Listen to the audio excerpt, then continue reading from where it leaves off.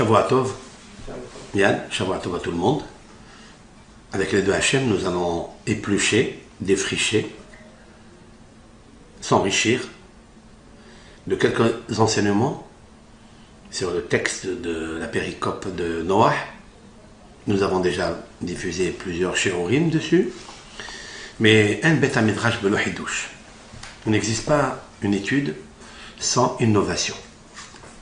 Je voudrais avec l'aide de Hachem me concentrer sur le texte lui-même de la paracha de Noah.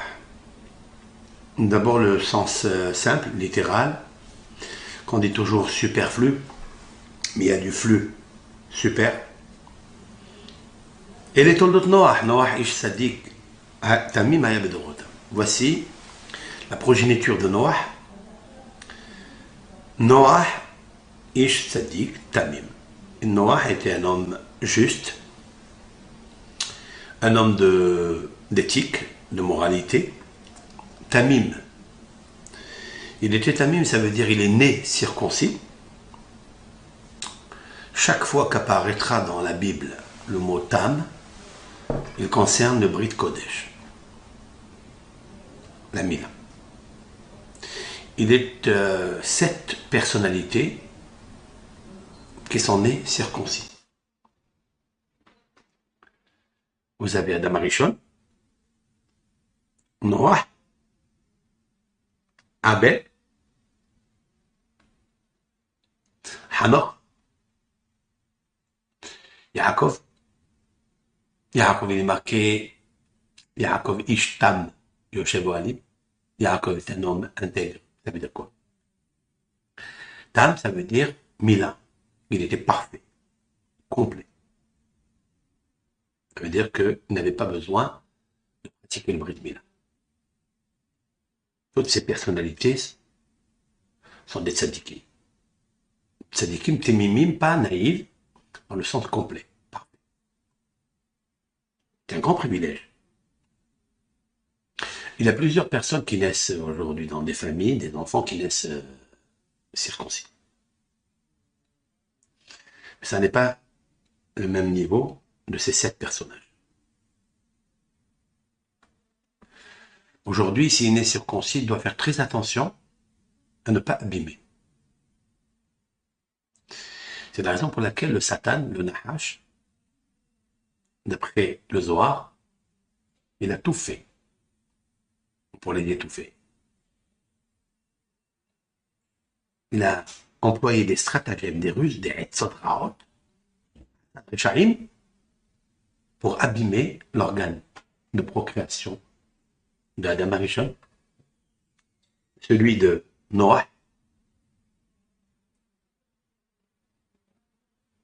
comme on va le voir dans la paracha après,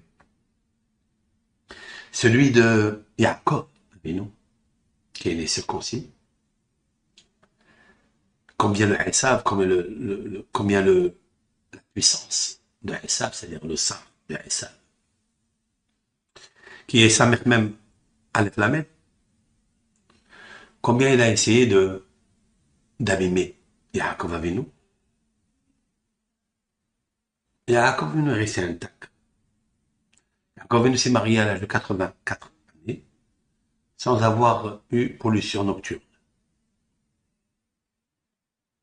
Ça veut dire qu'il était un grand tzaddik. Et pour ne pas avoir pollution nocturne, il faut ici avoir une mahshaba, 2 mahshaba, neshama, des neshama, kedosha meod, Eliona.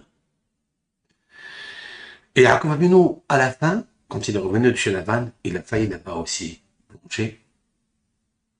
Parce que Lavan a essayé de le brouiller, a essayé de le fléchir, en lui donnant Léa, en lui donnant Rachel. Sa pensée était avec Rachel et son corps était avec Léa. Ce qui a d'ailleurs créé un grand problème chez Réhouven, le premier enfant de Léa. Parce que lui aussi, il a pratiqué des mœurs qui sont interdites. Après, il a fait Teshuvah. Et pourquoi dans le domaine de la sexualité? Parce que c'est ça.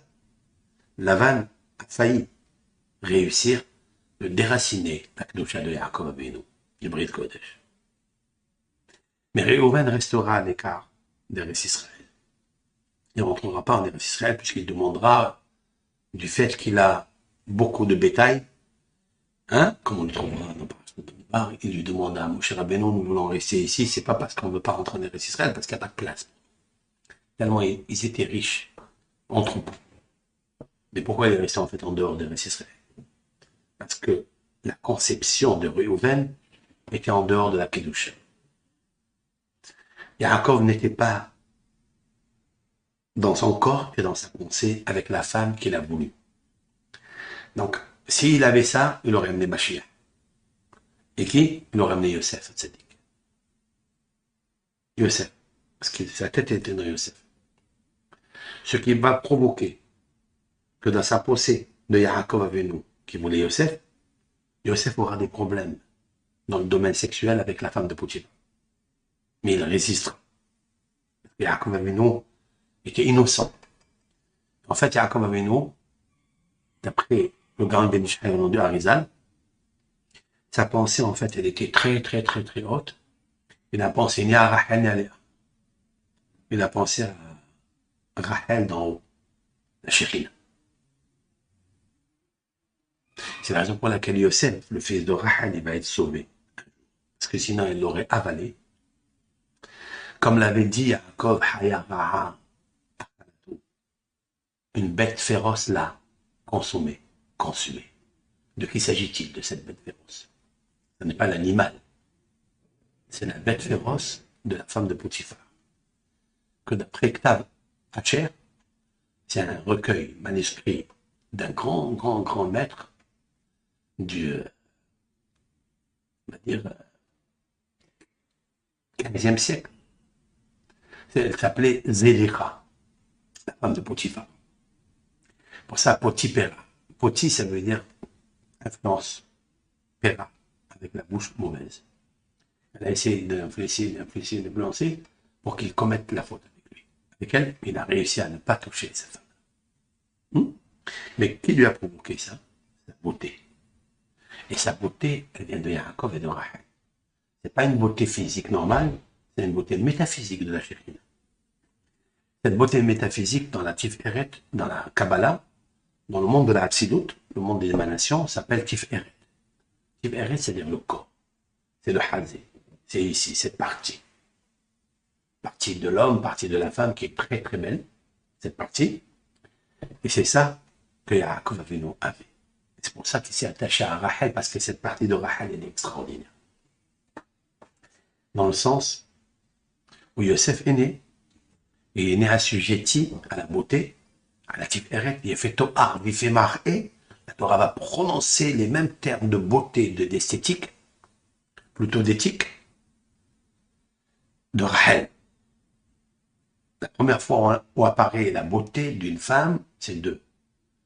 Celle de Sarah, oui, certes, mais celle de Rivka et celle de Rachel. Sarah, Rivka, Rachel. Les trois sont tombés enceintes, si l'on peut dire, par la promesse de Dieu à Rosh Hashanah.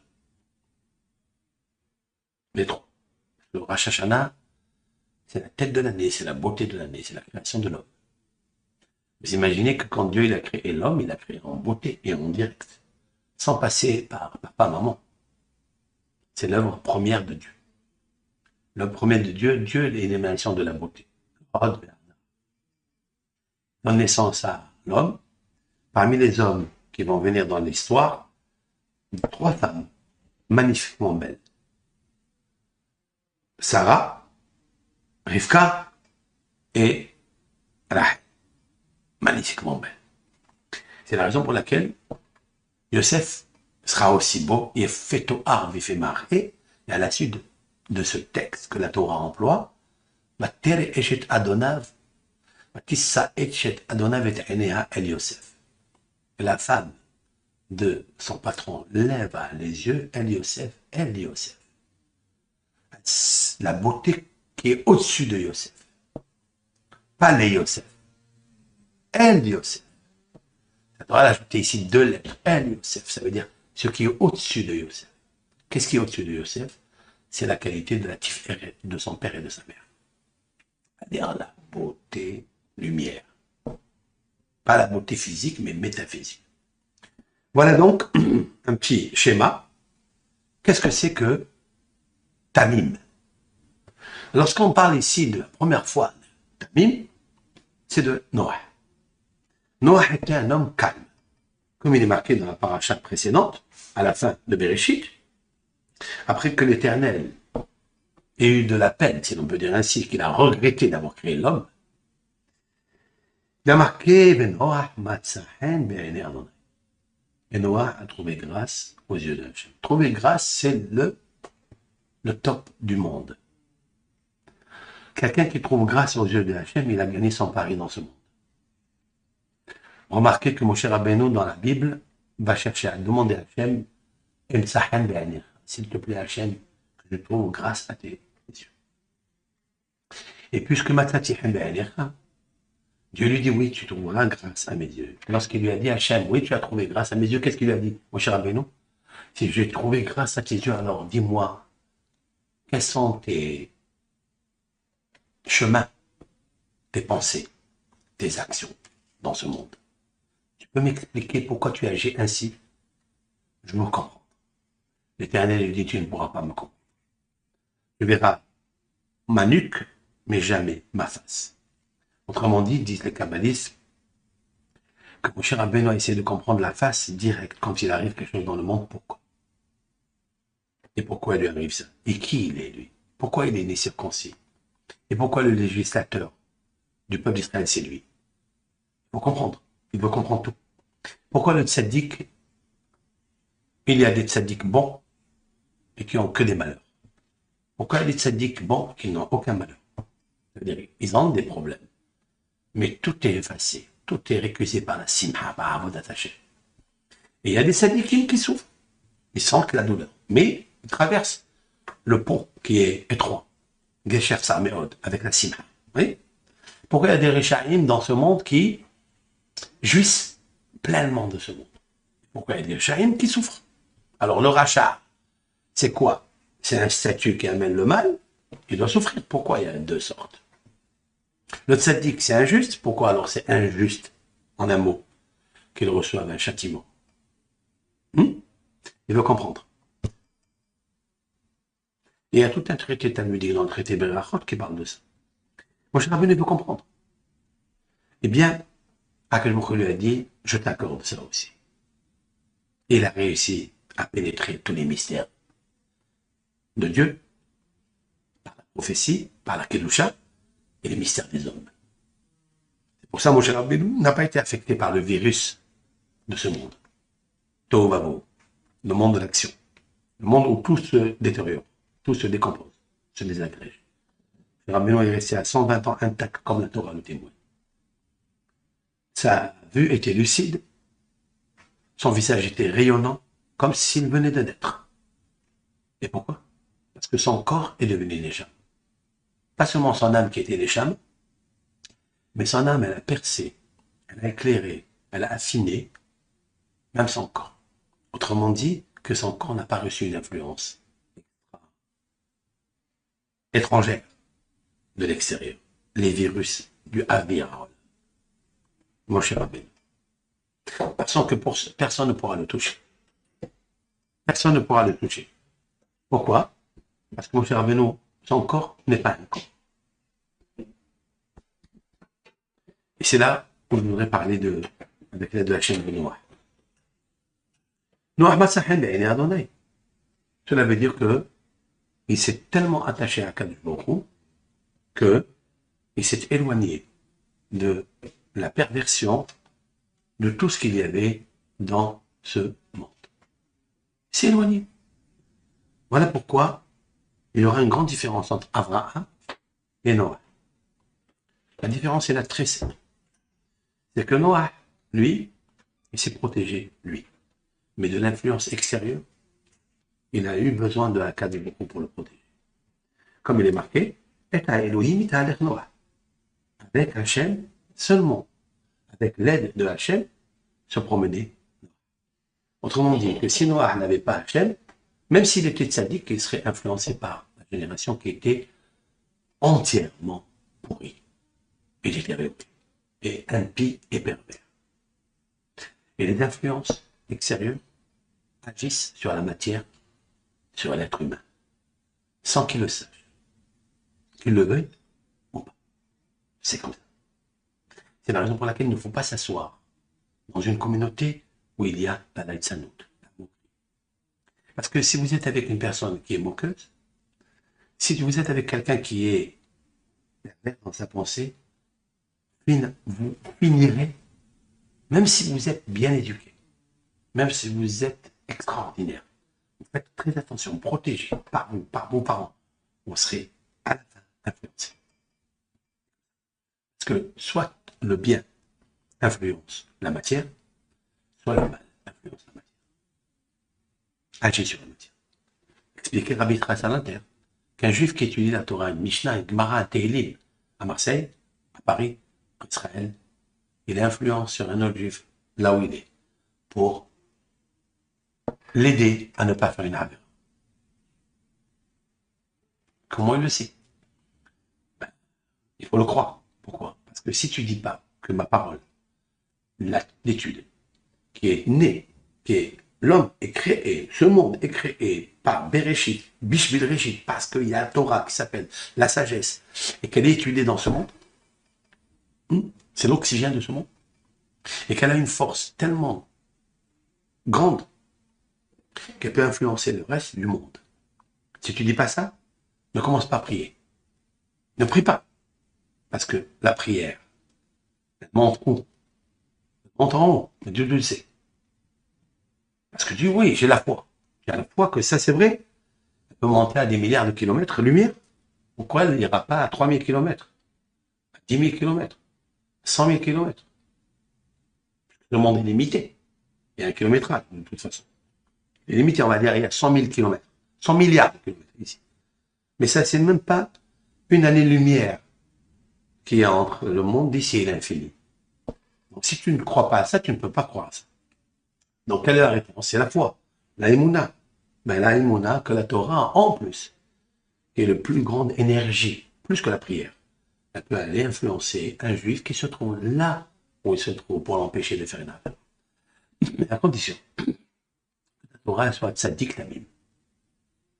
Noah était la personne qui s'est protégée, lui, mais qui n'a pas réussi à influencer les autres, mais on a eu peur pour lui qu'il soit influencé des autres. Qu'est-ce que fait Dieu? Dieu lui met une barrière pour ne pas qu'il soit influencé parce qu'il l'a aidé. C'est une aide spéciale du ciel parce qu'il a trouvé grâce à Dieu. Abraham, c'est autre chose. Abraham, il n'a pas eu besoin que Dieu l'aide. Abraham, il avait la émouna en Dieu, et le fait d'avoir la émouna en Dieu, il avait l'humilité autour de lui.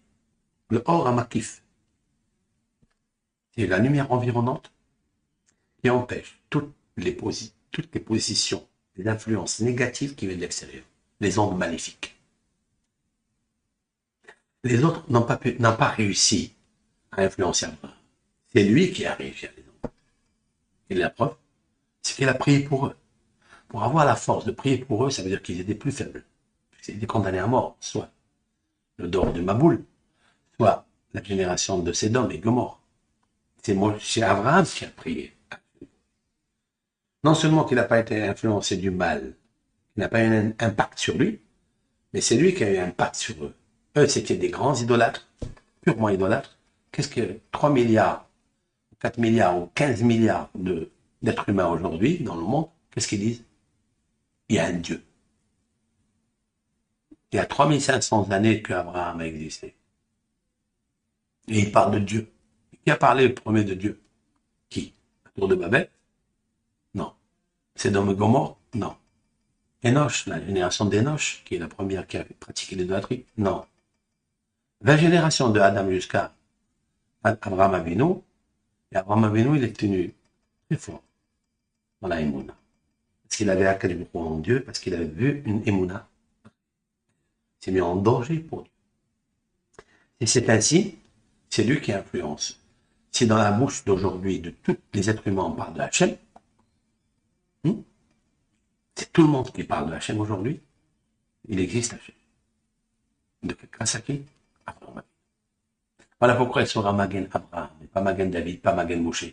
Parce que le père du monothéisme, c'est lui. Voilà. Mais ça, il fallait combattre son Yisrara propre, Aleph. Le Yisrara de sa famille, de sa ville, 3, de son pays, et celui de l'extérieur. Pour ça, il avait un travail fort à faire. Une charge, un poids, depuis Adam jusqu'à Noé, de Noé jusqu'à 20 générations, ça fait 2000 ans, que de désespoir, de kfira, d'athéisme. Et Abraham Avinu, il arrive, il naît dans une famille athée, épicurienne, idolâtre. Il sort de là, il cherche, il vérifie, il cherche la vérité. Où elle se trouve? Il l'a trouvée dans la vérité. Il l'a trouvée dans l'écriture. Il allait chercher pourquoi la fourmi, elle a un petit cœur, des petits yeux, des battements de poumons très infinis. L'éléphant, il a un gros cœur, avec un gros cerveau, avec des grosses pattes. Qui est le plus intelligent des deux? Où il a le miracle le plus grand? Où? Dans l'éléphant ou dans la fourmi? Dans la fourmi. Finalement, le jour d'aujourd'hui, qu'est-ce qu'on voit? Que plus l'invention elle est puissante et plus les objets sont plus fins. C'est des petits gadgets. Pourquoi? Parce que l'intelligence, elle se pose là où il y a l'infinité, là où il y a l'infini. Et d'où elle vient? De l'infini, du Ein-Sof. Parce que c'est l'infini. Ce gros monde qu'on voit aujourd'hui. C'est l'éléphant par rapport à la fourmi qui se trouve en haut. Si on savait qu'est-ce que c'est l'infini dans le ciel, plus on avance et plus il nous faut une combinaison plus fine et plus structurée pour habiter le ciel. Comme les cosmonautes. Ils montent dans la Lune, pas monter avec un costume de mariage. Ils sont obligés de confectionner un costume qui résiste à des forces magnétiques, des ondes magnétiques. Ils ne peuvent pas. Donc, plus on va en haut, plus c'est l'infini et plus il faut que tu sois affiné. Abraham Avinu, il s'est affiné. Il a trouvé, laImouna, c'est quoi? C'est d'analyser et de trouver des conseils, des etzot. Maïm Amokim, le roi Shlomo Amelech, il a dit dans ses proverbes, Maïm Amokim, des eaux profondes. Quand on parle ici des eaux, c'est pas des eaux de l'océan, c'est les eaux de la sagesse. Maïm Amokim, Mehada, sont très profondes. Là-bas, tu trouveras un conseil dans le cœur de l'homme.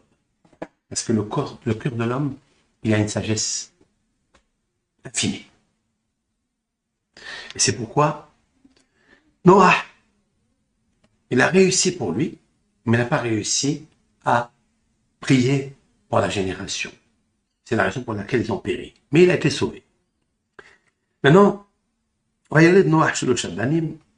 Noah, il a donné naissance à 3 enfants, Etchen et Hamaïr. La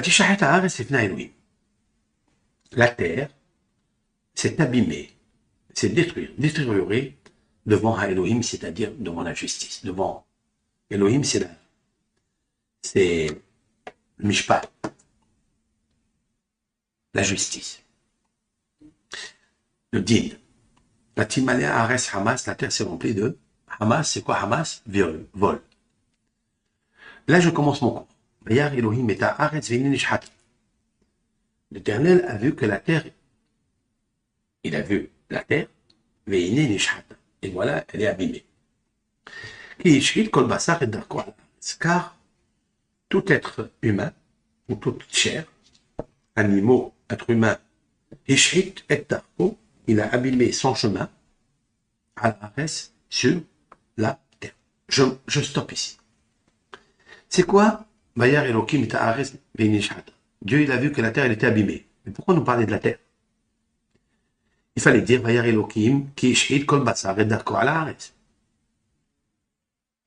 l'Éternel a vu que les êtres humains, les animaux, toute chair, abîmé son chemin sur la terre. L'Éternel fait une préface. Dieu, il a vu que la terre était abîmée. C'est 10 mots en plus. 10 lettres en plus. Ne me parle pas de la terre, je parle des hommes. L'Éternel, Elohim, la justice, a vu que les hommes ont fait des actions qui ont abîmé la terre. De là, on voit que la terre ne comprend rien. Alors pourquoi tu dis qu'elle est abîmée? C'est les êtres qui sont abîmés. De là, on voit que les hommes, quand ils font du mal, ils ont un impact sur la matière. Et quand tu as un impact sur la matière, il y a un quota. La terre ne peut pas supporter jusqu'à un certain quota. Dès que la terre, il a vu qu'elle s'est remplie de Hamas, de vol, la terre, je ne parle pas des hommes. C'est-à-dire que les lettres négatives qui émanent des êtres qui font créer des ondes maléfiques va rester plongée sur la terre. Elle va s'incruster, elle va adhérer à la terre, à la matière. Cela veut dire que vous êtes dans une chambre, vous êtes en train de faire une Havera, sachez-le, c'est pas vous seul que vous faites la Havera.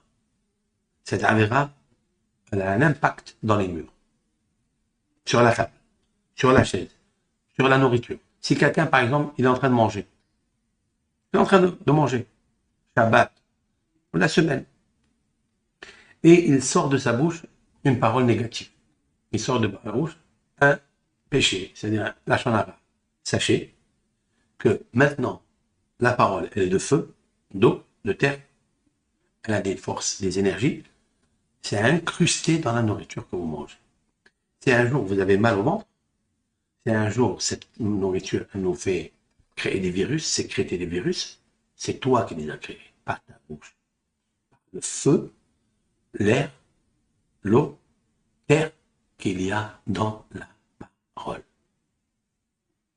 De la même manière, quand Sarah elle avait refusé de faire avec Pharaon, c'était incrusté dans le mur, et Yosef, du coup, il avait pu bénéficier de cette aide-là. Très bien.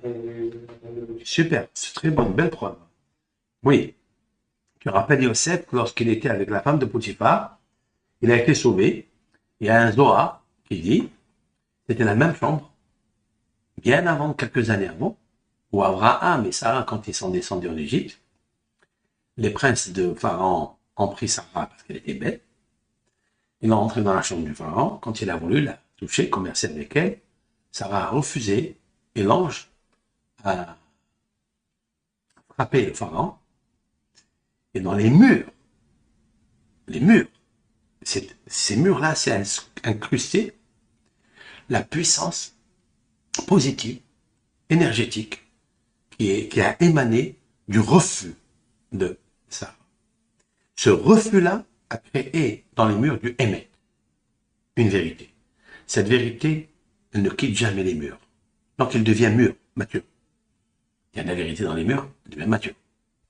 Lorsqu'un jour, bien après, la femme de Potiphar a murmuré avec Yosef qui était très mature pour pratiquer la Havera, les murs de la maison, de la chambre, ont influencé.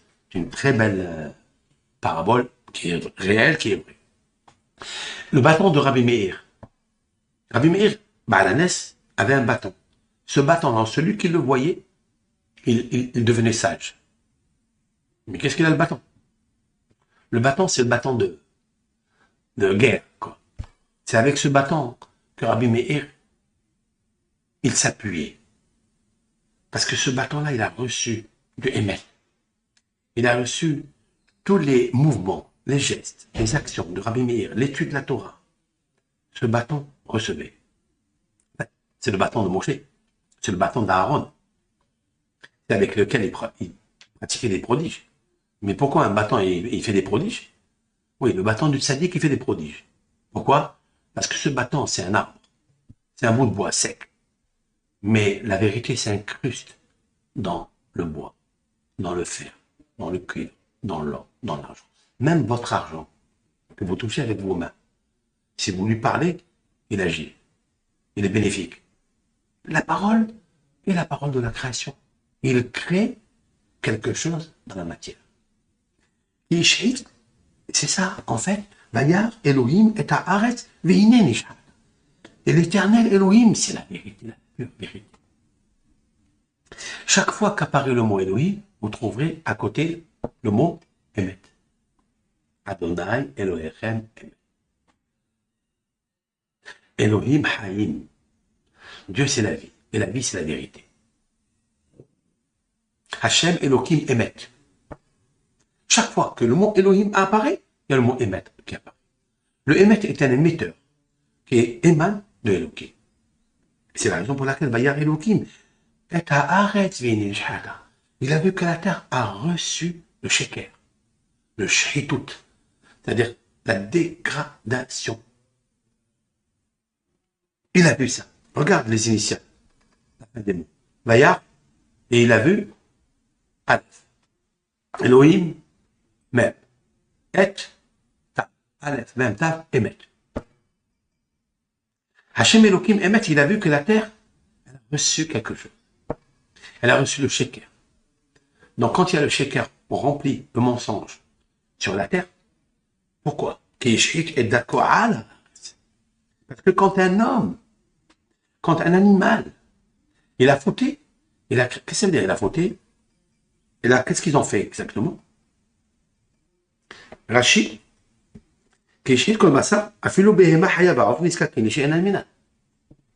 Rachid dit, même l'animal domestique, l'animal non domestique, les bêtes féroces, les volatiles, nizkakin, ont une relation conjugale, les she'enan minan, à des espèces qui ne sont pas les leurs. Ça veut dire, autrement dit, qu'ils ont fait sauter le yud, ok? Je rapporte la Gemara que Ish ve'isha, un homme et une femme, chez Shalom Benehem, chez Zarou, qui ont mérité que la paix est parmi eux. Dans la paix, ils s'entendent, ils s'aiment. Réellement. Ish ve'isha. Le Isha, j'ai toujours parlé de Isha et Ha-Isha. Isha, c'est la femme destinée de Akadosh Baruch Hu. Celle que Hachem a déclarée pour lui 40 jours avant la formation du fœtus. Cette femme est pour le fils d'Adam. Hachem. C'est celle-là qu'un homme, il regarde, il aime, il apprécie, il s'agenouille devant elle. Il fait la mise en pli et le brushing. Il adore sa femme. Même s'il y a des fois des petites imperfections. C'est normal. Nous ne sommes que des corps. Nous sommes extraits de la terre, du serpent. Nous avons la peau du serpent qui transpire. Même si des fois ça transpire. Hein? Mais c'est pas le pire. Ça s'expire. Après, il faut toujours regarder l'empire. Et ne jamais créer le pire dans le couple. Tu aimes. Et tu respires. Ta femme, c'est ta femme. C'est Ish, Isha. Ish, la Gemara dit, on a remarqué, tout le monde le sait, c'est bien de le ramener toujours sur le plateau. Vous avez le Aleph et le Shi. Ish, Aleph, Shi. C'est Esh. C'est les lettres qui font le feu, parce que chez l'homme, il y a du feu. Vous savez où est le feu? La parole. Elle est de feu. Et il y a le Yud. Le Yud, c'est la sagesse. Vous suivez? Le Yud, c'est la lettre Yud, c'est la Horma. Sagesse. Elle sépare entre le Aleph et le Shin. Au milieu, parce que la sagesse d'un homme le calme, le freine, pour ne pas enflammer le feu qui est en lui. La sagesse. Et la femme, il n'est pas dit comme ça. Elle s'appelle Isha. Autrement dit que la Aleph et le Shin, c'est-à-dire le Esh, il est ensemble. Le He, il est après. Elle n'a, la femme, de par nature, lorsqu'elle se met en colère, le feu, il peut dévorer la maison. Parce que le Esh, il est un à côté de l'autre. Il n'y a pas une séparation entre le Aleph et le Shin. Vous savez très bien, je vous ai déjà dit, que la lettre Aleph et Shin sont des lettres de feu. Et la femme, elle ne supportera pas lorsqu'on agit mal. Si son mari, à l'extérieur, il se comporte autrement, elle le sait. D'où elle le sait? Par le hé. Le hé, la lettre hé, c'est le pitoua, l'expansion de l'intelligence dans ce monde. Le monde de l'action. Le hé de la femme, il est composé de deux hé du tétragramme. Le premier, comment s'écrit le tétragramme Yud? Ça, c'est papa. C'est l'homme. Et Bina, c'est là. Le Vav, c'est papa. C'est l'homme. Tif Eret. Parce que la sagesse, c'est une beauté. Tif Eret commence par un tav et termine par un tav. Tif Eret. C'est ta Torah. C'est la Torah. Yaakov, Moshe. Après, vous avez le He de Yud Kevavke. Le dernier, c'est le monde de l'action. C'est les codes de la matière. La femme est plus matérielle dans un sens, mais elle est plus spirituelle dans un autre. Elle est matérielle parce qu'elle a besoin de construire. C'est pour ça on lui a donné le premier He, qui est Bina, on l'a donné à la femme. Et le He, le dernier, on l'a donné à la femme. Pour ça, quand il fait une bêtise, elle lui dit, hé, qu'est-ce que tu fais? Elle lui dit comme ça, non? Elle lui dit, hé, quoi, hé? Ça veut dire, oh, 5. Moi, j'ai les deux. J'ai la Bina, qui est la deuxième lettre du tétragramme, le He. Elle lui a donné aussi le He. D'accord? Qui a construit Abraham? Abraham était stérile. Sarah était stérile. Mais qui l'a construit, Abraham? C'est le Yud de Sarai. Elle avait un Yud.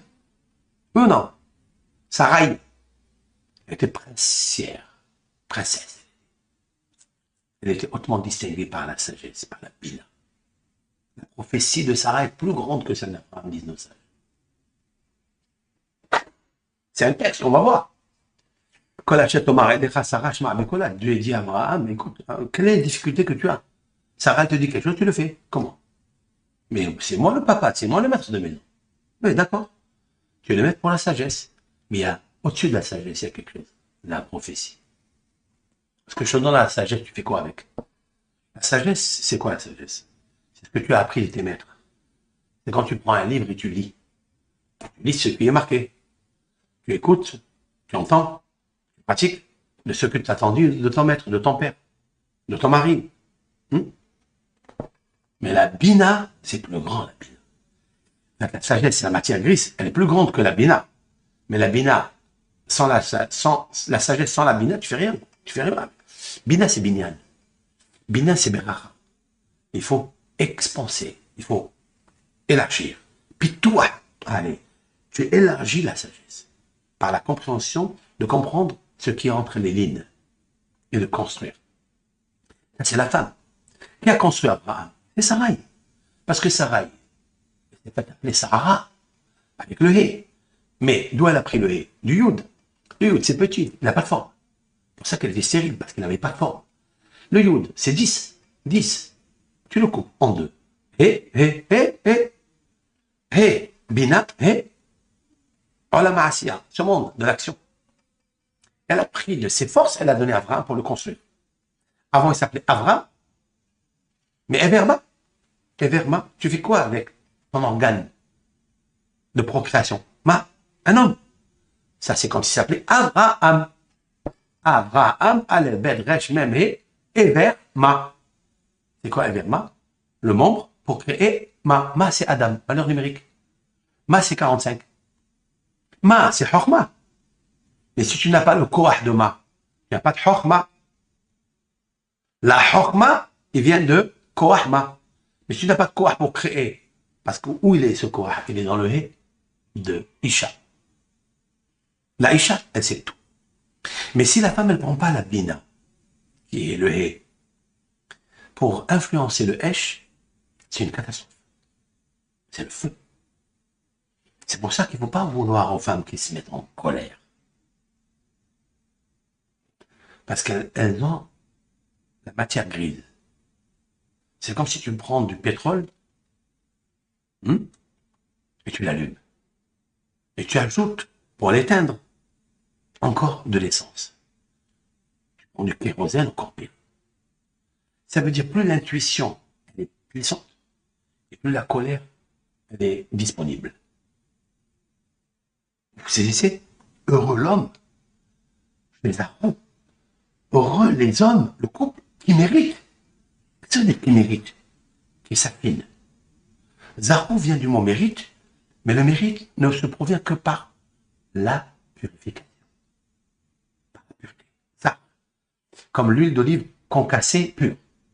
Zar. Le mot zar, c'est la purification. C'est la purification qui accède au mérite. Isha chez Zarou, un homme et une femme qui ont mérité, ça veut dire qu'ils se sont purifiés. Shekhinah béné. La Shekhinah habite avec eux. Mais si le Zarou, s'ils n'ont pas mérité, parce qu'ils ne se sont pas purifiés, alors le Yud et le He s'envolent, c'est-à-dire Dieu ne reste pas avec eux. C'est quoi Shekhinah? Shekhinah, il y a 5 lettres. Shin, Raf, Yud, Nun, He. Oui, il y a le Yud et le He, c'est Shekhinah. Isha, Shekhinah. Shachen, ya. Shachen, ya. Shachen, c'est voisin. Ils sont voisins à Dieu. Ils sont voisins s'ils gardent Dieu en eux. Ils n'expulent pas à l'extérieur.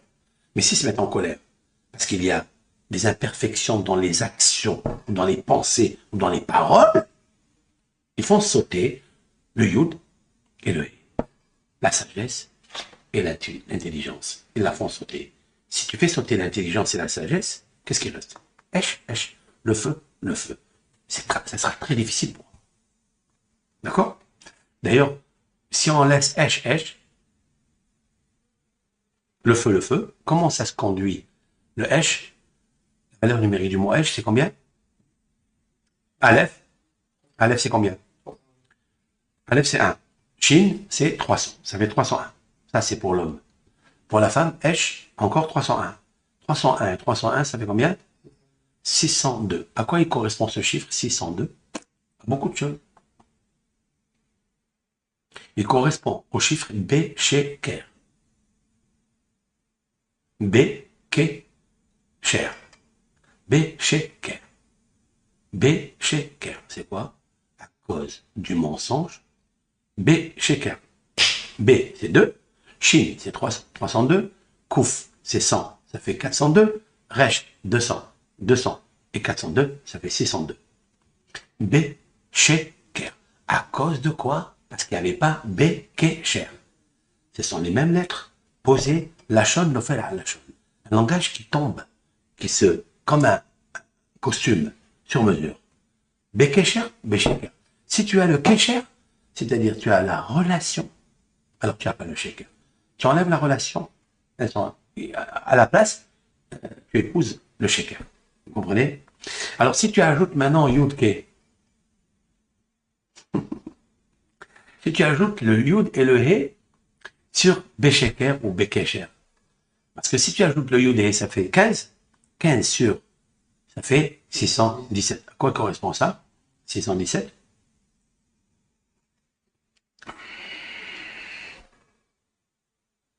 Ben, vous avez 613 déjà. C'est quoi 613? Ce sont les membres de l'homme. Ce sont les 248 os et 365 nerfs même vaisseaux. Ça fait 613. Combien il me reste? 4. J'en ai 617. C'est quoi les 4? Yud, Ke, Va, Ke. Le tétragramme est avec nous. Parce que tu fais les mitzvot. Pour qui tu les fais? Pour lui. Pour Yud, Ke, Vav, Ke. Tu dois avoir en tête, devant tes yeux, Yud, Ke, Vav, Ke. La sagesse, l'intuition, l'harmonie, le Hesed, la Givora, la Tiferet, le Hod, le Yesod et la Malchut. Ce sont les 7 attributs aux 7 bergers. Tu les as en toi. Shekhinah, Sheloya Benehem. La Shekhinah est avec eux. Imzahou. D'accord? Maintenant, on revient. Qu'est-ce qui se passe? Là, les hommes, dit Rashi, c'est le Midrash, en fait, c'est une Gemara dans le traité Sanhedrin, page Hamas, c'est-à-dire 108. Vous prenez la Gemara Sanhedrin, traçabilité, hein, référence, Sanhedrin, on parle des jugements, il y a l'Elohim. Elohim, c'est le juge. Il a vu la vérité, Elohim est maître. Il a vu qu'ils étaient en train de faire n'importe quoi. Dépravation totale. C'est-à-dire, la Gemara dit, il prenait des animaux, il les accouplait avec des, comme une chèvre, avec un lion. Et un lion avec une chèvre avec un lion, avec une lionne. Et une fois qu'ils ont fini de faire cet accouplement qui est abominable, exécrable, qui n'est pas naturel, ils ont déséquilibré l'harmonie mondiale. Dysfonctionnement de la réglementation ordonnée de Akadosh Baruch Hu dans Maaseh Bereshit. Ils ont fait un chamboulement. Maboul. Chamboulement. Et alors, après tous ces animaux qui ont été corrompus, ils les ont accouplés avec l'homme. Vous imaginez la terre, qu'est-ce qu'elle a bu? Qu'est-ce qu'elle a absorbé comme onde maléfique, comme énergie qui a fait impact en elle? Il ne peut pas supporter ça. Il a dit maintenant, cette terre-là, il faut que je la chamboule complètement. Pourquoi elle envoie dans la boule? Et ce qui m'interpelle, c'est le Yud-Ke. Parce que là, qu'est-ce qu'on va faire? Il lui dit, c'est fini. La fin de l'homme, des êtres de chair est venue. Je vais détruire et en même temps la terre. Pas eux, mais en même temps, je vais faire une espèce de stérilisation complète. Et qu'est-ce qu'il lui dit?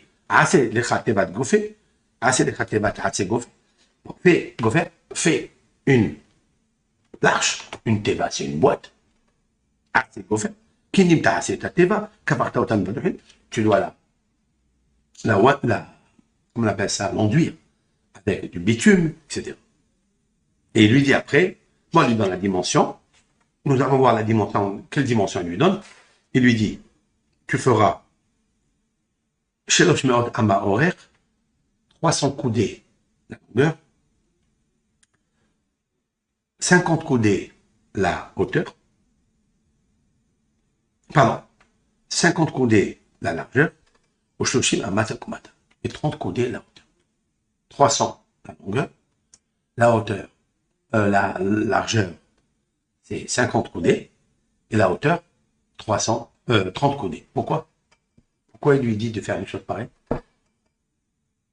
Si elle peut tenir avec moins de coudées en hauteur, en largeur, en longueur, si elle peut tenir, parce que c'est Dieu qui fait tenir, qu'il ne faut pas oublier que les eaux du Maboul étaient Maboul. C'est qu'ils sont venus avec une force pour détruire le monde. Ils l'ont fait.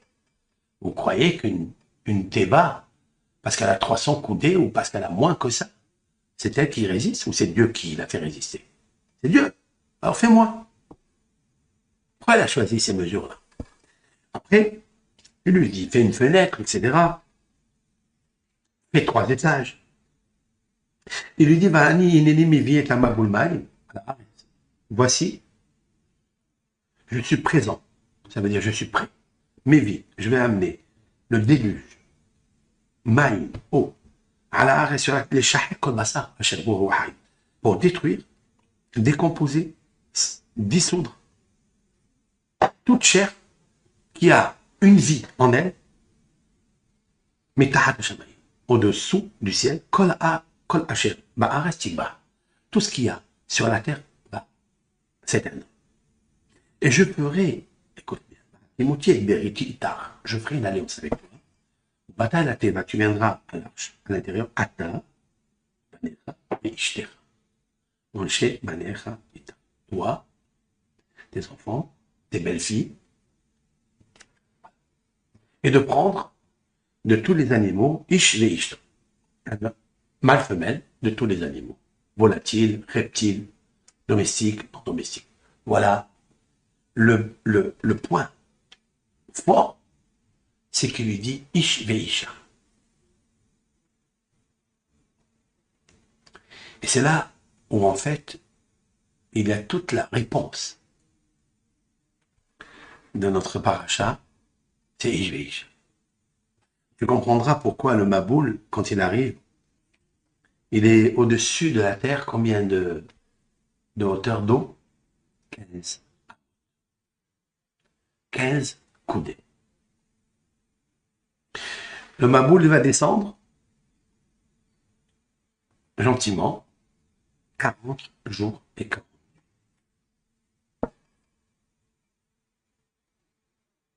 Ces chiffres-là, ces hauteurs, ces dimensions, la durée du temps du déversement des eaux, du Maboul du ciel, 40 jours et 40 nuits. C'est un chiffre qui interpelle. Parce qu'on va demander aux scientifiques, ceux qui ont la Emouna, bien sûr. Et on voit ici la prophétie réelle de Moshe Rabbeinu. Parce que ces chiffres-là, pourquoi? On peut inventer. Si la Torah est un courant normal, qui est un courant d'une intelligence humaine, ça veut dire qu'on a inventé ces chiffres.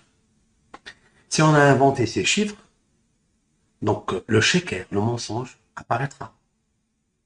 Mais si on définit et on explique par des études kabbalistiques, par la valeur numérique du pardes, c'est-à-dire la Gemataria, que tout le monde sait aujourd'hui que les chiffres et les lettres, la numérique est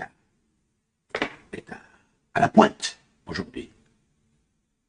Si on définit pourquoi il y a 300 coudées de longueur, pourquoi il y a 30 de hauteur, pourquoi 50 de largeur, si on définit ça, on comprendra qu'il y a une prophétie dedans. Donc si Moshe Rabbeinu a écrit la Torah, parce que c'est lui qui nous le dit, sans lui, comment le saurais-je? Et pas c'est Moshe Rabbeinu.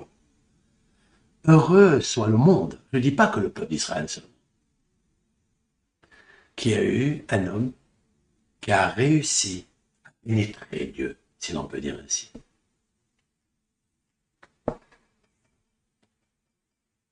Ça veut dire d'apporter des choses exceptionnelles. Il y a des valeurs numériques, nucléaires dedans. Explique le kabbaliste. Oui, il y a. Mais c'est pourquoi il y a 15 de hauteur? Parce que Dieu a retiré le Yud et le He de la génération du déluge. Puisqu'un homme est né, une femme est née, ils étaient mariés ensemble. Mais Hachem, Isha et Ish, l'Ecclésiaste et le roi Salomon dans les Proverbes, ils disent mais Hachem, dans ces termes, mais Hachem, de Hachem, Isha et Ish. Un homme et une femme se marient depuis 40 jours avant la formation du fœtus. Mais, même. Combien c'est même? 40. 40 jours avant la formation d'Ish. Isha et Ish. La fille de tel, elle est pour tel. 40 jours. Mais comme tu as abîmé, tu as fait deux choses.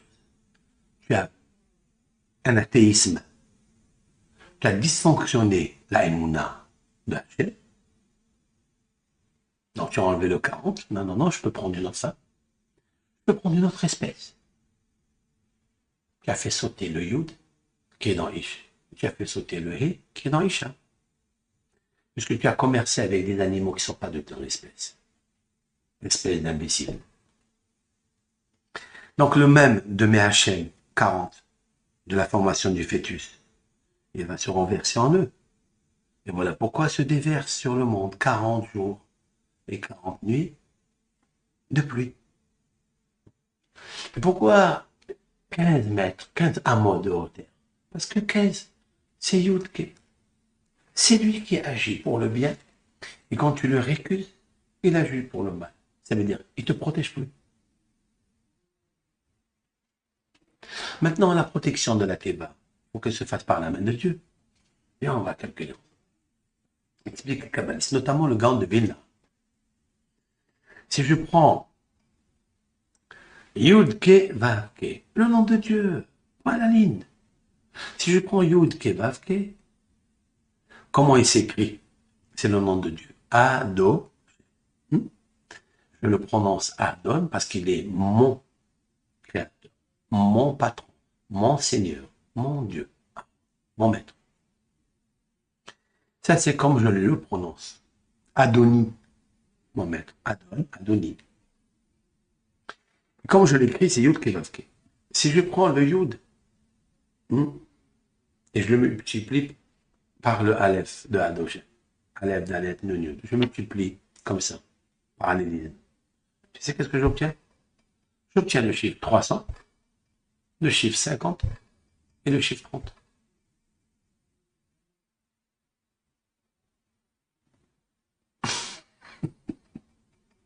Faut que je le fasse dans un tableau, non? Voilà, on n'a pas le caméraman pour me fixer dans le tableau. On ne va pas le faire. Si je prends Yud, Ke, Vav, Ke, je le multiplie par Aleph, Dalet, Nun, Yud, j'obtiens 300, 50 et 30. Je le ferai sur le schéma. D'accord? Et aux auditeurs, ceux qui visionnent, j'enverrai le schéma par écrit. Mais faites confiance. C'est pas un chiffre qu'un homme invente. C'est un chiffre de la protection de Dieu. Autrement dit que toute personne qui croit en Hachem, écoutez bien, il peut construire autour de sa théma à lui, de son corps, de son âme, le chiffre 300 de longueur, son périmètre, la largeur et la hauteur. Ne serait-ce que le nom de Dieu. Et voilà pourquoi le nom de Dieu il est réel. Comme nous on l'écrit, et comme nous on le prononce, avec la valeur numérique que nous on lui donne. Que quand on dit Yud c'est 10, c'est pas inventé, parce qu'il est 10. Quand je dis Aleph c'est 1, c'est 1. Quand j'ai le Nun c'est 50, c'est 50. Etc. pour les 22 lettres de l'alphabet. Puisque j'obtiens ici des mesures qui ont un rapport en mesure, sur mesure, et en mesure sur du nom de Dieu. Yud, Ke, Vav, Ke, Aleph, Dalet, Nun, Yud. Si tu fais la multiplication d'une avec l'autre, tu trouves ces chiffres. 300 de longueur, 50 de largeur et 30 de hauteur. Voilà la théma. C'est ça qui le protège. Ça, c'est les kabbalistes qui ont dit ça. Je voudrais apporter une preuve à ces kabbalistes par un mot qui est écrit dans la paracha. Je vais vous le dire déjà. C'est marqué.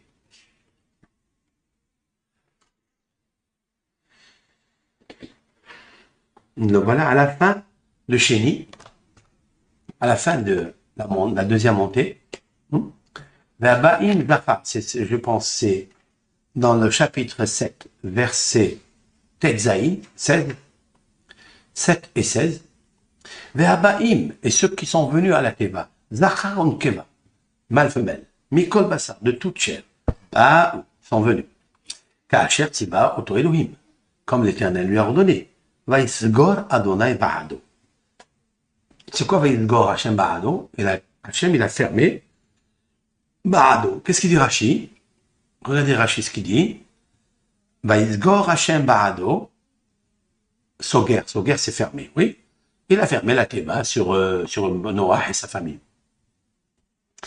Rashi dit Hegin Alav Shello Shavroa. Il a dit l'Éternel, il a protégé qui n'ont pas cassé la Théba. Il y a qui disent Hekif Dub Ateva Dubim ve Arayot. Il a entouré l'arche, enfin l'arche de Noé. Dubim, ce sont des ours. Arayot, ce sont des lions. Vehayu Holgim Bahem. Et les lions et les ours, ils tuaient toutes les personnes impies, méchantes, qui voulaient détruire la Théba. Surtout chez le Mikra, ça c'est le Midrash. Maintenant le sens littéral, Sagar Kenegdo Minamaïn. Oui, il a fermé. Pourquoi? Par rapport à l'eau.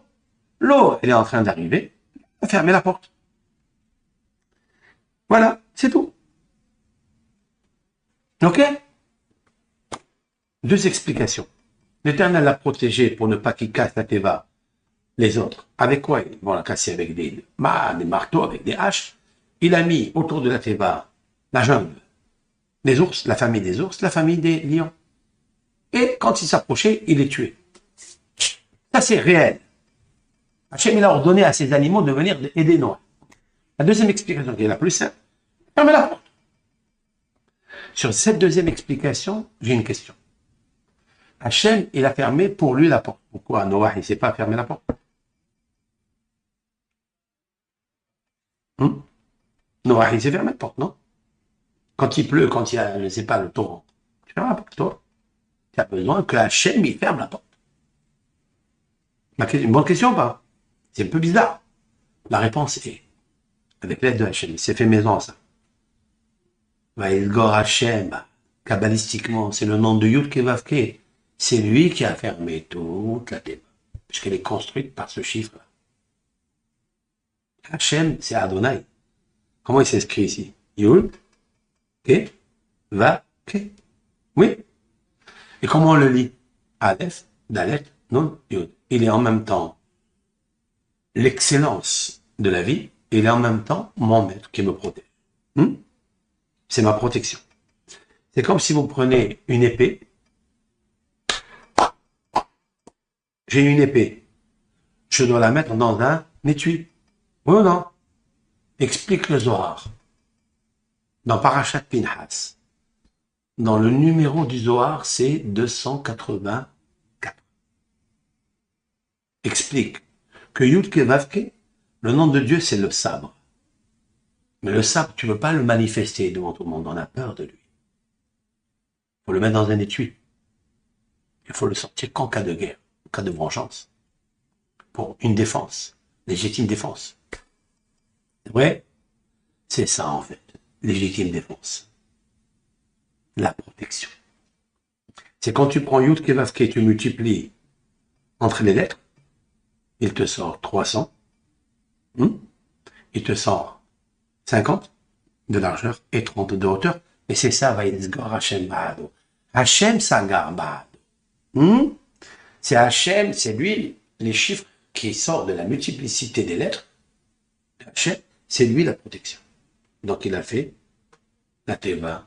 C'est la mesure, les mesures qui sortent du nom de Dieu multipliées par le nom de Adonai. C'est ça qui fait la protection. C'est un bon pirouche ou pas? Ça c'est un pirouche avec l'aide de Hachem Ibara. Fais maison. C'est un témoin aussi. Ba'ado, c'est aussi pour lui, aussi Be'edo, par son témoignage. C'est un bon témoignage? Tu peux témoigner qu'il est bon, ce? Alors, ça veut dire quoi? Alors, maintenant, j'ai posé une question. Alors, et d'où est sorti ce nom de Dieu maintenant? Pourquoi le nom de Dieu il va protéger Noah spécialement? Tu m'écoutes? Je vais te dire pourquoi. Parce que Noah, il avait une femme qui était tzadéket, sa femme.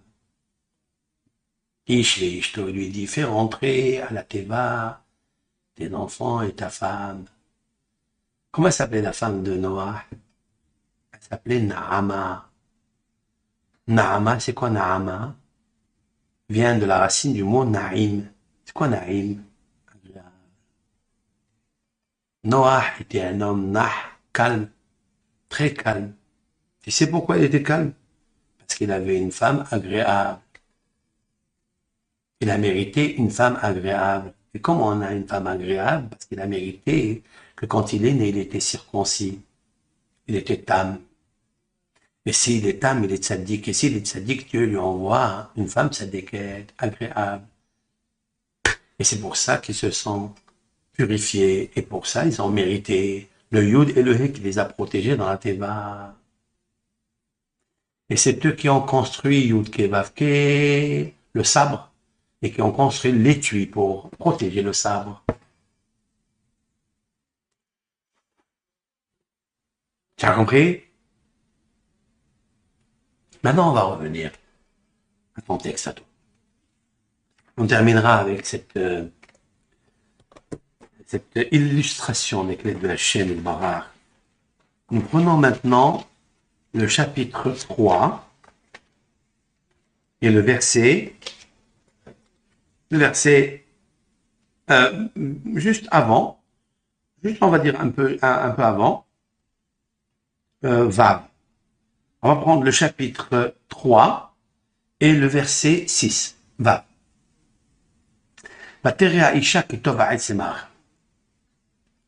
Et la femme a vu qu'il est bon l'arbre des ma'achal pour consommer. Il est bon dans le goût, il est aussi agréable, délicieux à la vue. Quand on le visionne, on a des frissons. Benehmad est agréable ha'etz lehaskil. Elle a vu que si elle mangeait, il aurait pu créer en elle, dans le sechel, dans l'intelligence, il aurait créé un bouleversement. Elle prend, quand il y a ces trois dimensions qui s'associent, il est bon à manger, elle va traverser toute la bouche. Ça veut dire qu'elle va abîmer les lettres labiales, dentales, linguales, palatales, gutturales. Mais il est aussi bon, la inaïm, les yeux, et il est aussi bon pour donner de la fertiliser la pensée, l'intelligence. Alors elle dit, puisque ces trois D dimensions sont réunies, elle a pris de son fruit, elle a mangé. Elle a vu que c'était tellement délicieux. Et que ses yeux se sont ouverts. Et que son esprit est devenu rusé. Mais elle sait que si elle consomme cela, elle va mourir.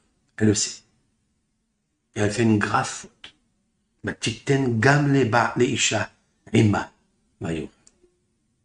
elle a donné aussi à son mari, avec elle, et il a mangé. C'est bizarre comme texte que Hachem Yitbarach dit à Moshe Rabbeinu d'écrire des mots en plus. Tochel, c'est d'accord. Leisha vayochal. Hein? Il y a ici deux mots qui sont fortuits et en plus. Gam et Ima. Vous saisissez ou pas? Gam leisha Ima vayochal. Elle a donné aussi à son mari. Aussi à son mari. Elle a donné à son mari et il a mangé. C'est quoi Gam? Aussi à son mari. Donc il est avec elle. C'est quoi Ima? Avec elle. Incompréhensible. Rachi, il a donné la réponse. La titen gam leisha, elle a donné aussi à son mari. Écoutez bien ce qui se passe. Pourquoi elle a donné aussi à son mari? Ce aussi-là, il est défectueux. C'est la mort. Chez l'autre Tamouti, qu'elle ne meurt pas, elle, parce qu'elle sait qu'elle va mourir, elle ne veut pas mourir seule. Elle ne veut pas qu'il reste vivant seul, de peur qu'il épouse une autre femme. Waouh! Voilà l'histoire de l'homme et de la femme. Voilà l'histoire d'imperfection dans le couple. Ils sortent de là. Gam, c'est quoi le mot gam? Le rabot, behema, vehaya. C'est pour inclure les animaux domestiques et les non domestiques. Est-ce qu'ici déjà tu vois ce que je veux apporter comme plan d'idée? C'est que là commence le déluge. C'est ici qui commence le déluge. Qu'est-ce que le déluge? Le déluge, c'est d'avoir raturer, effacer le contrat de mariage entre monsieur et madame. Et d'avoir raturé la Shekhina qui habite en eux, puisque elle a consommé, donc elle n'a pas vu Dieu. Elle a fait sauter le hé qui est en elle, c'est la Shekhina. Et comme l'homme, Adam, était intègre, elle n'a pas voulu que le Yud de la Shekhina reste chez lui. Donc elle lui a donné à manger, pour ne pas qu'il reste lui seul, pour qu'il épouse une autre femme.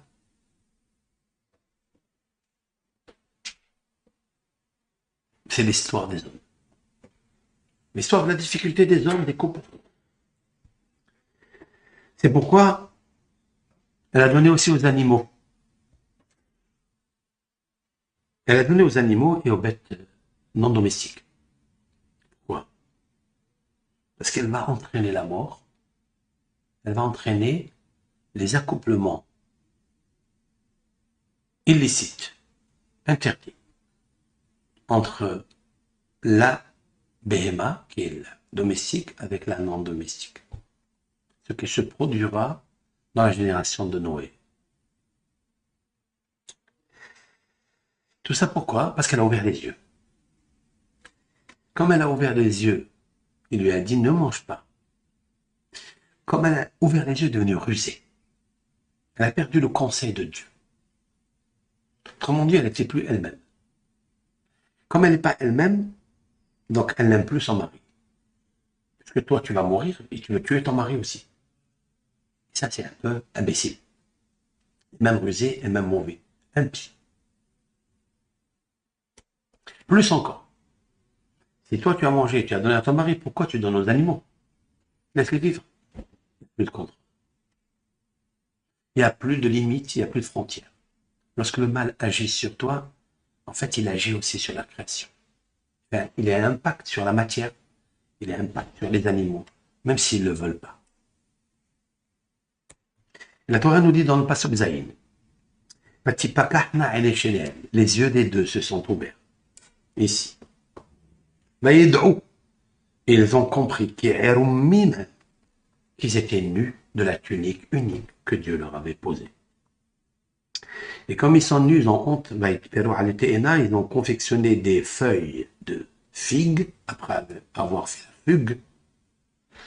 Et ils ont fait la ceinture de sécurité. Comme quoi, quand il y a un danger, Te'ena, c'est la figue. Quand on fait une fugue, on peut faire une Te'una. Te'una, c'est accident. Alors, quand il y a accident, il faut Hagorot, la ceinture de sécurité. Vaishme'u et kol Adonai Elohim mitalech bagan. Maintenant, ils ne voient plus. Juste, ils écoutent. Ils ont abîmé leurs yeux. Comme ils ont abîmé leurs yeux, les yeux de l'esprit, ils ne peuvent plus voir Dieu. Ils ne peuvent plus le comprendre. Puisque autre chose a remplacé la vision prophétique d'Adam et de Ève. Alors maintenant, juste, ils écoutent parce que les oreilles ne sont pas encore bien abîmées. Ils sont abîmés un petit peu parce qu'elle a écouté ce que le serpent lui a dit. Elle a écouté. Il y a une importe dans les oreilles.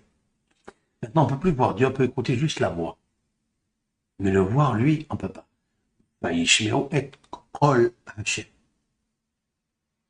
La voix de Dieu.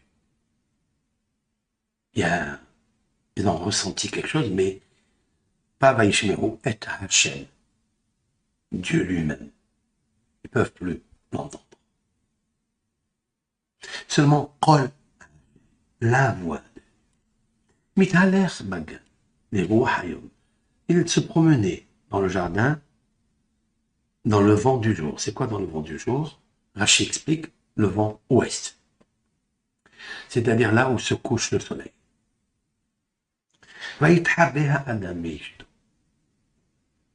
L'Éternel est apparu donc dans le Gan par sa voix.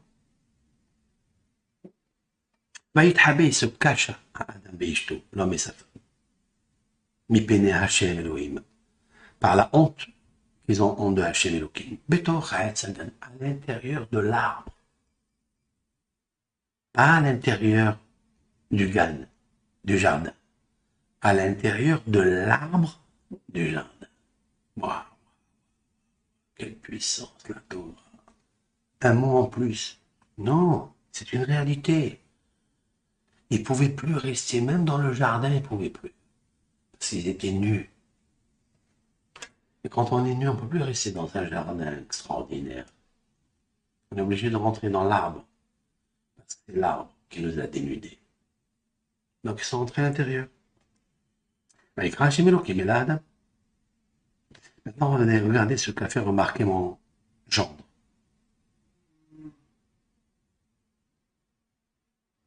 ויתחבא האדם היום לרוח בגן מתהלך בגן לרוח היום ויתחבא האדם.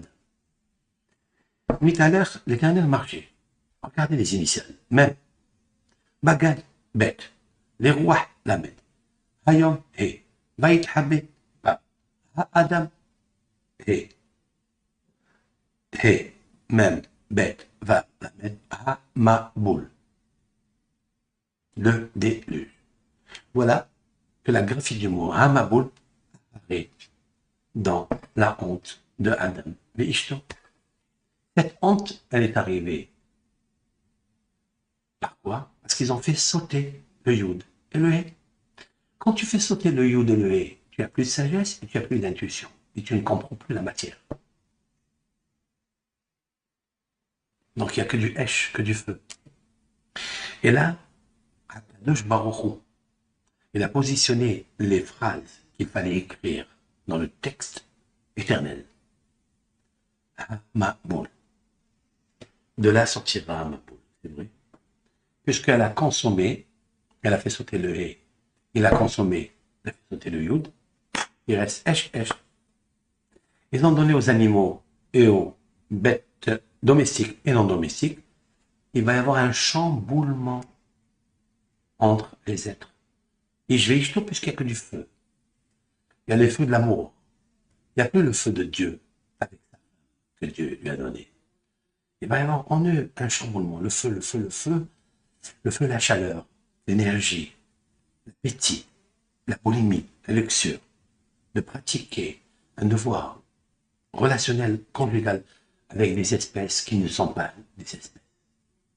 Les tiennes, ta famille, ce qui est naturel. Ça a dénaturé l'air. Hamaboul. Je dirais en plus, l'Éternel l'appelle Vaikra, Hachem Elohim et Adam, et Hachem Elohim l'appelle l'homme. Bayomer Lo, il lui dit, Ayeka, où tu es? Rashi rapporte, est-ce qu'il ne sait pas où il est? Il sait où il est. Enfin, un autre homme qui a un œil de chair et de sang n'aurait pas su où ils étaient Adam et Hawa. Ils n'étaient plus dans le Gan Eden. On va les chercher dans le Gan Eden, ils n'étaient plus. Ils étaient Betoret Sadan. Ils étaient à l'intérieur de l'arbre qu'ils ont consommé. Il va chercher un homme dans l'arbre. Et je me demande comment ils sont entrés. Derrière. Entrés dans un arbre. Il y a des grottes, il y a une cachette. Et ça. Ils sont supersoniques. C'est pas des êtres sains. Très intelligents. En plus, en consommant le fruit interdit, ils sont devenus des Hamad et Askil, rusés. Ils étaient nus, oui, d'ici, mais nus aussi de l'intelligence. Il n'y a que Dieu qui a su où ils étaient. Il leur a dit, Ayeka, où vous êtes? Ayeka, c'est les initiales. Tu te caches dans une cachette, dans les oubliettes, tu crois que je ne te vois pas? Ayeka, Aleph, Yud, Raf, He. Aleph, c'est Ani, Dieu. Yud, Yodea, je sais. Raf, Kol, tout. Anistarot, les cachettes. Ani Yodea, Kol, Anistarot. Répétez-le ça. Quand un homme il veut faire une avéra, il se cache, il faut qu'il dise qu'un jour il lui dira à Hachem, Ayeka, où tu es? Ani Yodea, Kol, Anistarot. Tu ne peux pas te cacher de moi. Alors où tu es? Ça, c'est la première explication. La deuxième que je donnerai avec l'aide de Hachem, c'est que Ayeka est composé de 4 lettres. Aleph, Raf, Yud, He. Ach, Yud, He. Où est passé le Yud et le He? Le Yud de Ish et le He de Isha. Où sont-ils passés? Vous les avez envolés, fait envoler. Vous n'êtes pas méritant, vous n'êtes pas purifié, vous êtes impurifié. Vous avez fait sauter la lumière de l'intelligence et de la sagesse. Ah, ah, ah. Si maintenant tu as honte, tu dis ah. Restriction. La lettre Aleph et Chav désigne dans le Talmud, dans la Torah, Rabbi Akiva qui a étudié Rabbi Ishmael, son maître, Achim verakin me'otinen. Chaque fois qu'apparaît le mot Ach, c'est restriction. Rak, restriction. Ach, ya, restriction de Yudke. Où sont passés Yudke? Ayek. Et c'est en fait le Yudke qui va se transformer là-bas dans le déluge avec les 15 Amot, Yudke Amot de déluge. Et 40 jours et 40 nuits de déversement progressif du déluge. Mais après, il y a eu 150 jours de descente d'eau du ciel, mais avec une force terrible. Au début, Méhod, après, Bayerboum, Méhod. Parce qu'en fait, Méhod, c'est Adam. C'est l'anagramme du mot Adam. C'est ça. C'est lui qui a créé tout ça. C'est parce qu'il a quitté la femme que Dieu lui avait donnée. Lorsqu'une personne quitte par la pensée, parce que sa pensée, elle pense à une autre femme. Ares Nehmad le Askil. Comment c'est marqué dans le texte? 3 dimensions. L'autre, elle a un bon goût. C'est le fruit interdit. Il a toujours un bon goût. Il a toujours un bon goût dans la vision. Et il a toujours un bon goût dans l'esprit. Tu rêves dans le fantasme. Et tu penses que l'autre, c'est magnifique. Tu as oublié ce que Dieu t'a donné. Et voilà que Adam avait Rishon, il va dire, lorsque Dieu lui dit, pourquoi tu as fait ce pareil? Adam Aïcha, il m'a dit, la femme que tu m'as donnée. Rashi, il m'a dit ce que tu m'as donné, la femme que tu m'as donnée, Rashi, Kan, Kafar, Batova.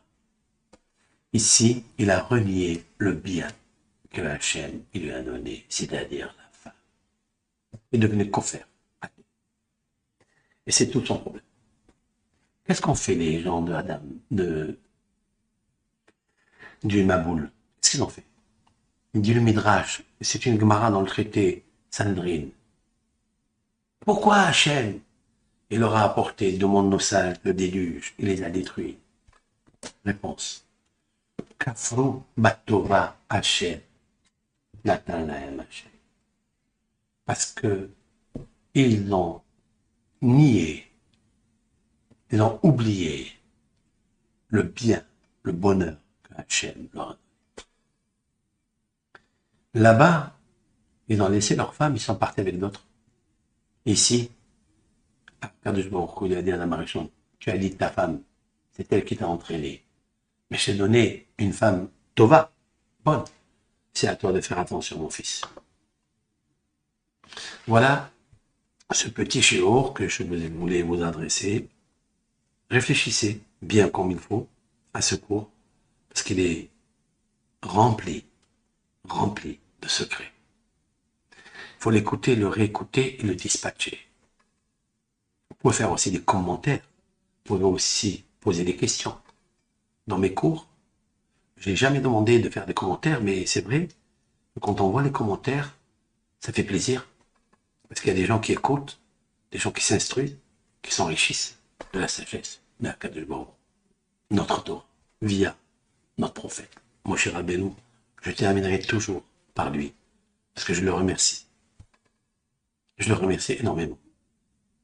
Bientôt, je vous diffuse, avec l'aide de Hachem, une petite vidéo de quelques minutes et vous montrer le Sefer Torah que nous avons écrit pour la mémoire de Adonai Nevi'im, Isha Elohim, le Seigneur des prophètes, l'homme de Dieu, l'homme de la Torah, les secrets de la Torah, de la prophétie. Moshe Rabbeinu, avec l'aide de Hachem, Kol Tov Lachem et Shavua Tov. Ce cours est adressé pour tout l'âme Israël, pour leur Hatzlaha, leur réussite, pour une bonne Teshuvah, une bonne Refoua, une bonne Géoula, une bonne Emouna, complète. Pour eux, pour leur famille, là où se trouve l'âme Israël. Et aussi pour le monde entier, pour tous ceux qui nous écoutent, qui sont attachés à la parole de Dieu, divine, de la vérité, peuvent aussi profiter. Je remercie ici toutes ces personnes qui ne sont pas de ma communauté, mais qui désirent me rencontrer, certes. Mais j'ai pas beaucoup de temps. Je préfère étudier la Torah, enseigner la Torah, comme je le fais. Mais vous m'excuserez. Et que vous aide, éternel, bon Dieu. Écoutez les cours et vous avez des conseils. Vous avez beaucoup de conseils dans ce shiurim-là. Je vous demande de partager au maximum. Dans des sites, dans des groupes que je ne connais pas. Partagez la Torah.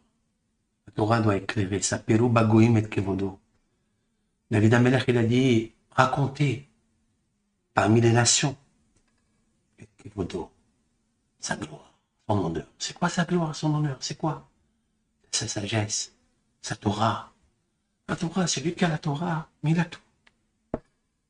La lumière qui prend dans lui, il a tout. Elle est guérisseuse, elle est porteuse de Hatzlaha, de prophétie, de jubilation. Elle a tout. Alors, profitez-en. Et profitez, s'il vous plaît, de dispatcher, de partager avec tous les commentaires. S'il y a des commentaires, avec plaisir. J'aimerais ces commentaires. J'aimerais voir comment vous réfléchissez en même temps que moi. Et ça donne la flamme de Dieu en nous. Kol Tov, Shavua Tov, Am Israël.